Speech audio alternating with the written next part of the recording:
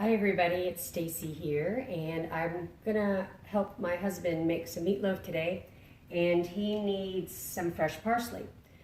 I know a lot of times we're hesitant to deal with fresh herbs because they take long to sometimes prepare, but I just went ahead and rinsed mine in our measuring colander. Makes it nice.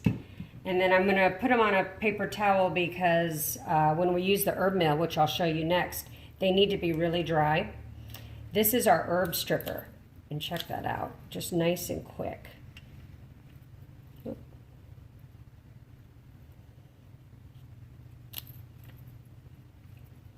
I could picture this being really good for like rosemary, anything that is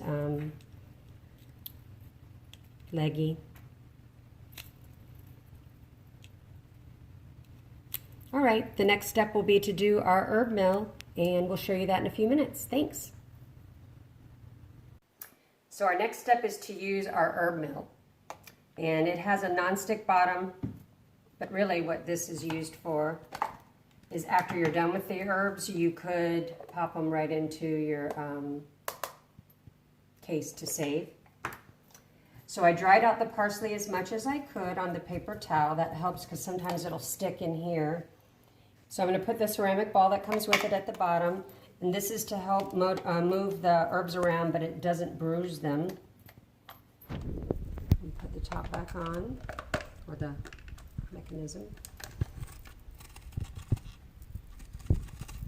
Check that out. We need a quarter cup, but look at how easy that is and how nice the cuts are. The more times you cut the herbs, that's the more flavors you're going to get because you're releasing all the oils.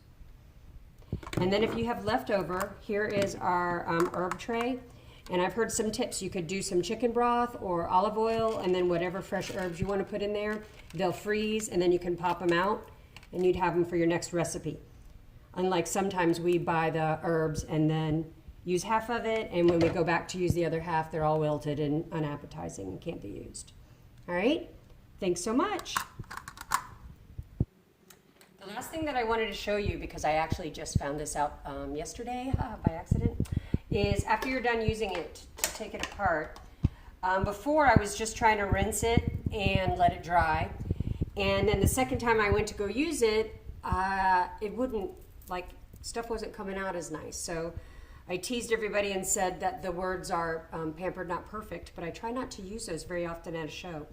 So when I was looking at it a little more closely, I realized that this green part comes right out. And then it's much easier to rinse and clean. So that was an ooh-ah moment for me. And then I love our dual-sided cleaning brush because this works perfectly when you're running it underwater to move the gears and get it all clean. So that's my little tip for cleaning your herb mill. Thanks.